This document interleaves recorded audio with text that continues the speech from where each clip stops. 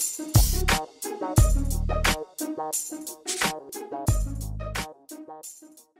what's up guys? Sanitary 103. Thanks for watching yet another video. Welcome to another episode of In the News. And in today's article, I'll put a link to this article in the description box of this video. Be sure to check it out. And I'll be looking at my laptop from time to time. I try to do this video sitting down and put the camera over there, but the lighting was terrible. But nonetheless, the article comes from SFGate, and the title is Coke a Good Snack? ? Health experts who work with Coke say so. Before I give you my opinion on this article, if you've been out of the loop, and I didn't even know this either, but I guess since 2002, the sales for their Coca Cola cans, the volume has gone down. So I think they're panicking a little bit because it's all about making money. So what they're trying to do is they're trying to endorse their 7.5 ounce cans of soda. I don't know if you've seen them, but I've seen them at my local grocery store. But they're the little mini ones, and a regular can of soda is 12 ounces, and I believe for Coke it's 140 calories. So they're trying to spin their product in a way to promote the 7.5 ounce cans of soda, which has I think like 90 calories and less sugar. Moreover, Coca Cola has hired some dietitians and nutritionists to back up their claim that drinking that 7.5 ounce can of soda in moderation as a healthy snack is indeed a healthy snack. And by hiring these nutritionists and dietitians, they're hoping to convince the consumer that what Coca-Cola is saying is indeed true, that drinking 7.5 ounce cans of soda is a good healthy snack to have. So from Coca-Cola's standpoint, I could definitely see where they're coming from. I mean, their sales have been going down, and the other thing is that it's really hard to change the perception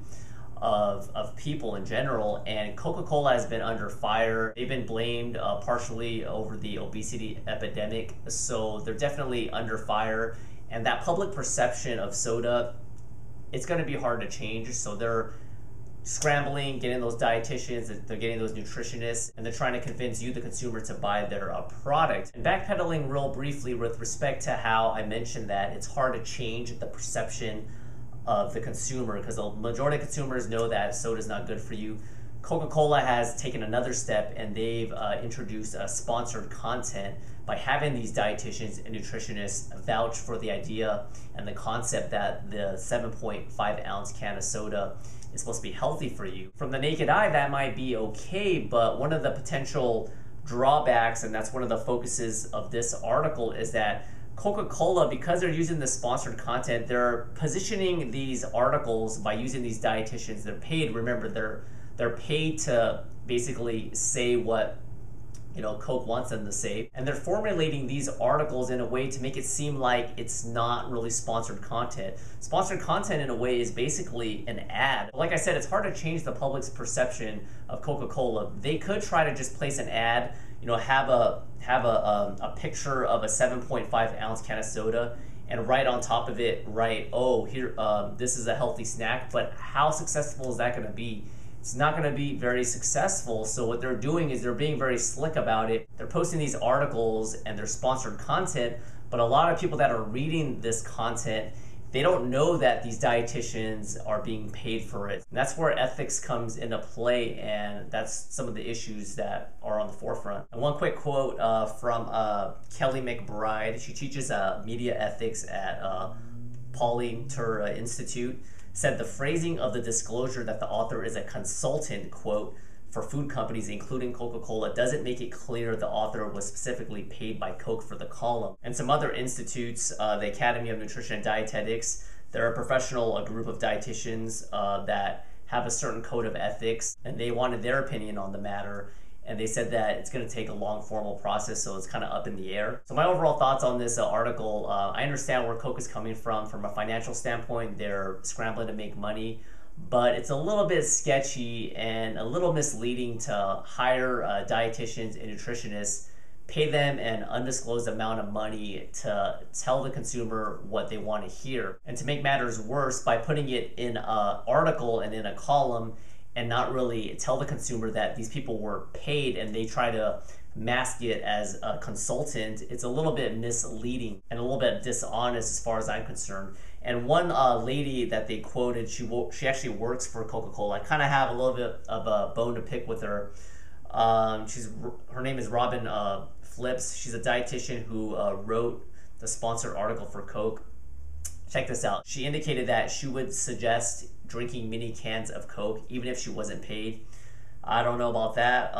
And she says, although she doesn't drink soda herself, that's the irony of it, right?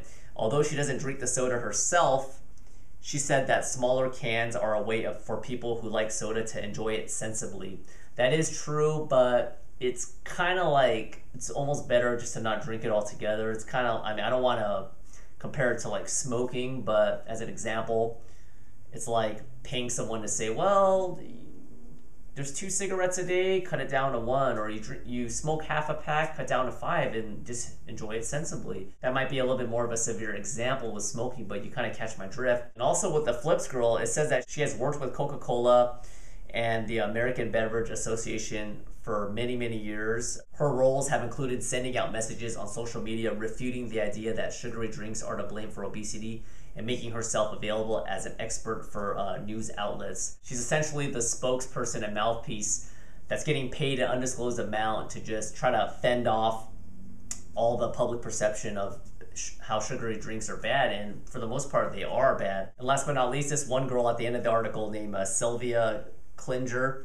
She's a dietitian who wrote another piece mentioning mini Cokes. They asked her specifically if she got paid for that article to endorse the mini cans of Coke, and she's like, oh, I actually don't remember. Well, how convenient is that, right? She doesn't remember if she got paid for an article. So it's a bunch of BS, you know, money talks. These people like are trying to find some type of loophole. And of course, with any like argument, if you say, oh, cut it down a little bit, drink a little bit more sensibly, it's going to be okay. But they're getting paid a lot of money, and if they weren't getting paid to spew this information, they probably wouldn't be endorsing this. That's about it for this video. And one last thing I wanted to point out is that I'm not 100% against what the dietitians and the nutritionists that are being paid through Coke are stating. If you cut down, you know, from 140 calories to 90 calories, that definitely is a start. But it's one of those things where I kind of feel like you probably, you know, should just eliminate all that high fructose corn syrup to begin with, because a lot of people don't have that self-control. A lot of people can't just drink that one soda. What if they start with that one can and then, oh, they don't feel satisfied. They're used to drinking 12 ounce, so they end up drinking another one. So they end up having, you know, 2 7.5 ounce cans of soda, which is worse than a regular 12 ounce. Nonetheless, it's a free country. Do I recommend drinking sugary beverages in general, not just Coke? I'm not trying to pick on Coke. In general, no. I mean, if you have to, keep it really, really small. But in general, you're probably better off drinking water, or there's a lot of different healthy alternatives. Thanks once again for watching. I'll see you guys next time. Bye. They're the ones that have an inferiority complex. They're the ones that have some type of issues. You may not see it. It may be deep-rooted. They might be able to hide it under their